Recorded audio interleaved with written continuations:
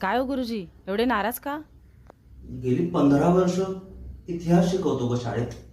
ज्या महाराष्ट्राला शिवरायांचा इतिहास लाभलेला आहे, शिवरायांचा इतिहास शिकवला जातो, त्या महाराष्ट्रात इतकी क्रूर आणि इतकी घाणेरडी घटना घडाय, ती 4 वर्षाच्या चिमुरडी बरोबर. खरंच मुलींना सक्षम करायची गरज आहे. अगं 4 वर्षाच्या चिमुरडीला काय सक्षम करणार?